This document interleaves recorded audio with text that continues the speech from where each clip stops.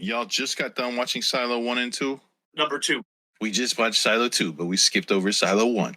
We figured we'd catch up. You know, they have that previously on. I don't need to actually watch shows anymore. I just watch a bunch of previously ons, and I'm all caught up.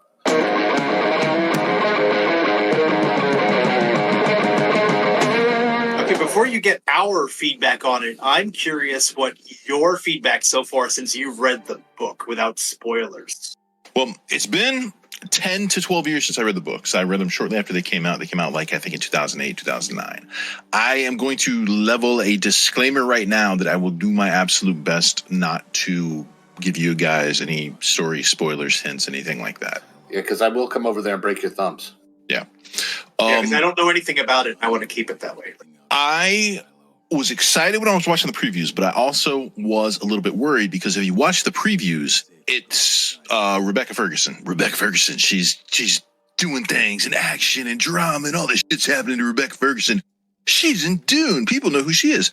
And that's probably, I hope, the reason why the advertising team did it that way. But it made me worried because Rebecca Ferguson really isn't in the first book. The entire first book, Wool, which, you know, the entire series was known for, you know, so I think it started getting called the Silo series after a while. But, you know, there's like a whole first book. That's the book that I fell in love with. That's the book that kept me reading them. And here's the preview just showing other shit. So I was a little bit worried about that.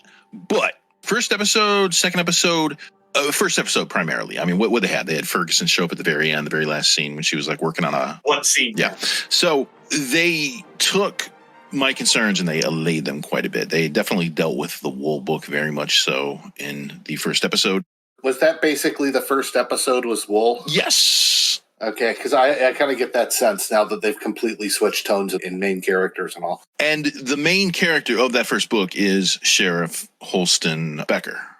He was the protagonist. He was the POV. The fact that they're like, hey, Rashida Jones, let's make her the POV. I thought that was cool because she kicked ass, was tearing it up, and I haven't seen much from her since Parks and Recreation ended.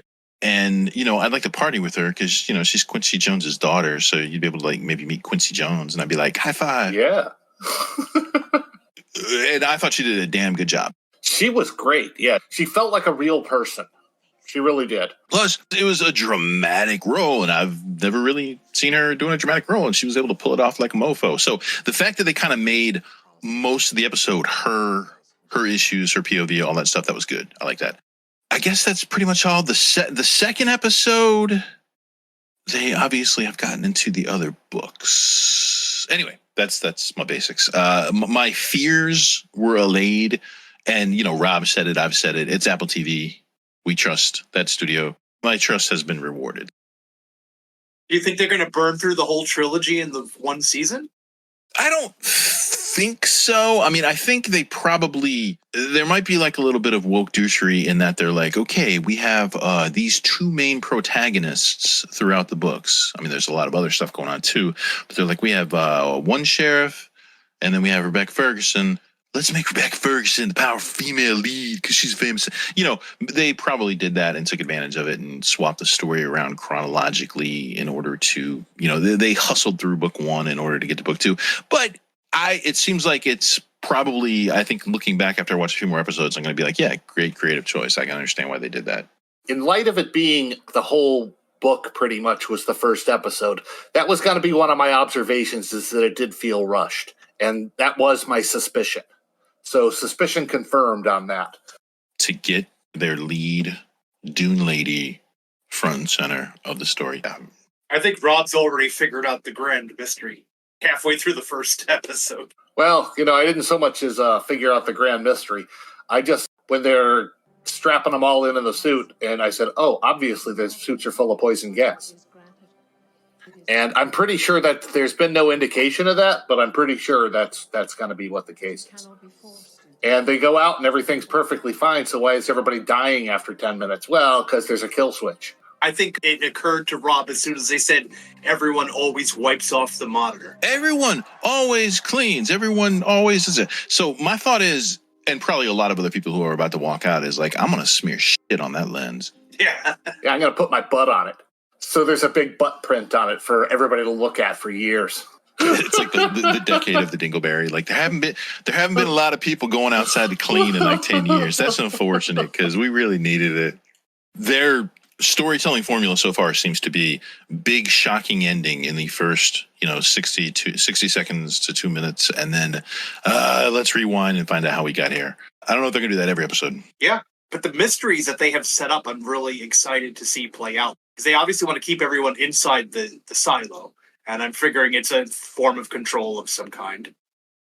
So first episode, it begins, and immediately I was like, oh God, they're doing a voiceover exposition. This is so lazy.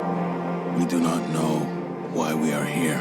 Yeah, that's always a bad sign. We're in a sci-fi world, and I need to tell everybody what's going on. So We do not know who built the silo.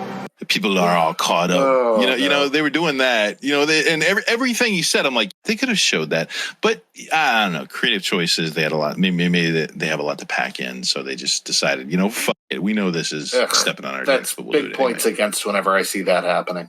My next note is exclamation points. Will Patton, the deputy sheriff guy. Will Patton. He's been in everything. The deputy sheriff guy. The guy that's the bad guy in the Postman. He was the bad guy in Thomas Jane's Punisher. He's been in everything.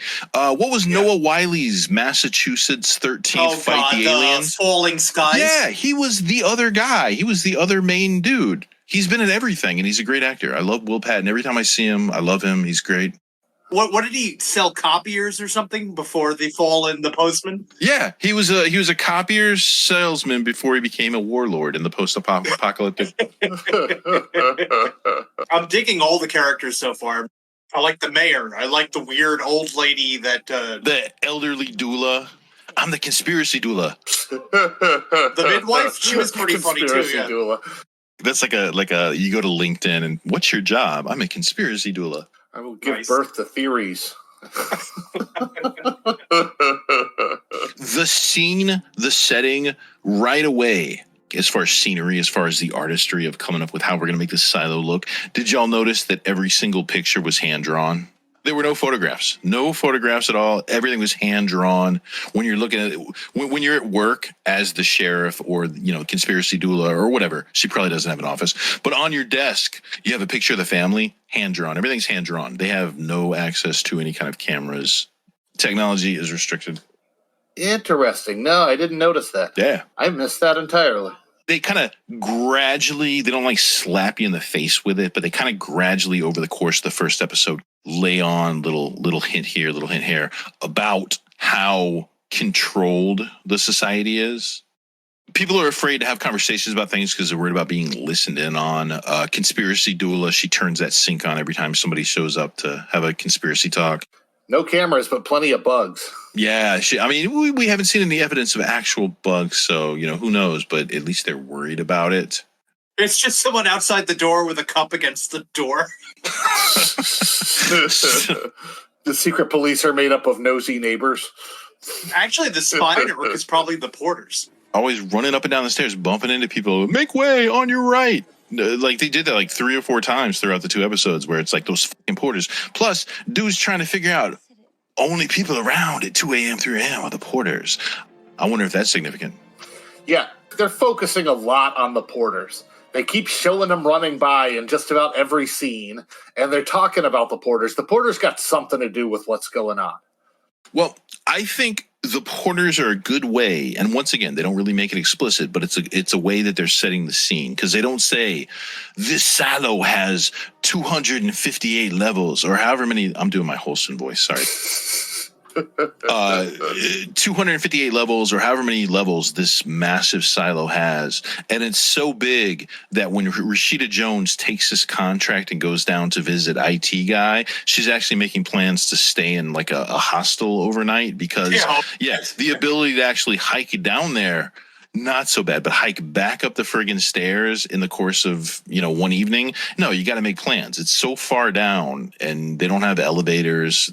It's such a big ass silo that they're different neighborhoods. You could see strangers if you go down 20 floors. I think they did a kind of good job of hinting how massive the I don't want to say it's a country, but it's definitely like a city. You go a couple of neighborhoods over and you don't recognize anybody. It's the same way with the silo. I would bet you everybody in there has totally ripped calves, though. You'd think. But the smell of patchouli must be everywhere. Because of all the conspiracy duelists. Well, just you look at most of the people sitting around and stuff, they just look like the type of people that just bathe in patchouli. I know. It's almost as bad as like when we finally saw Zion in The Matrix, when it was like a big... Yes. It was like a big sweaty hippie rave. Actually, Andrew said that. Yeah. We were afraid it was going to break out on Founders Day and do a big orgy. I don't want this future. Just kill me now. More oppressive society control. The Prego conspiracy doula, Prego counselors are mentioned. They're like talking at work, Rashida and her work buddy. They're like, oh, you're going to see a pregnancy counselor? I don't know. We're not supposed to do that. They were trying to breed in people to be docile. So you want to control systems. That, yeah. And I mean, that came up. That was like one of the big revelations that came up later. They were never going to let us have children. They want docile, obedient people. Let me ask, Rob, at the very least, do you know what an IUD looks like? Its actual physical form? Yes, it does not look like that. No, it doesn't. That looks like if one of the warlords from Mad Max was going to make an IUD. Right? It looks like something that like Schwarzenegger would pull out of his nose. So apparently, in order to be an obstetrician in that world, you have to be good at like sleight of hand. I saw Dr. Leonard take out your birth control. No, you didn't. I was there. He was behind a curtain. You didn't see what he was doing. Let's practice the swap out maneuver. Let's, you're behind a curtain, and then, They had to practice that. They can't just leave it to chance. Otherwise, the whole society would crumble, right? The rebellion. One of the episodes had Freedom Day. Apparently, the story is 140 years ago, rebels tried to take over and get outside. And the only thing they were successful in doing is erasing all history of everything that happened before. Yeah, the rebels didn't do that. They didn't do that. Once they put down the rebels, then they destroyed all the history. Yeah, just give it a generation or two, and then they'll forget. As long as you're not allowed to have books or anything. There's the societal fear of finding and or possessing any, air quotes, relics. And Rashida's whole trip down Silo was all about recovering deleted info from a hard drive, like an old school hard drive. If it was like most hard drives, it should have been chock full of porn. There were a lot of files on there. In fact, actually, if you zoom in on the camera shot, you can see like Jenna Jameson, Hot furry action, Ron Jeremy. I saw those titles. Yeah. You got all these porn files, but then there's also the cleaning file, the innocuous file. That was See, that's another thing where they set it up where they're not stringing you along with stupid mysteries. You could see the birds reflected in her glasses. And immediately after that, she's walking around in a haze. And freaking out. She's missing work. She decides shortly after that she's going outside. It's okay. It's okay. I want to go out! Rob was unimpressed with the main door to the silo. Was it anticlimactic? It's just a regular door. I mean, pretty much. It wasn't Fallout enough for you. I was complaining that the doors for the vaults in Fallout were vastly more impressive. So my question about that, though, is because they showed it at in the second episode where he sees that it's nice out, and he's like, people have to see this. He knows people aren't going to see this, no matter whether he cleans or not. So what's the point? What is he hoping to show them? If every single person has cleaned, he should have been the one not to, and he should have immediately pulled off his helmet. They're obviously manipulating the image. That should be your first thought when you go out. I mean, maybe because these people don't know what a camera is.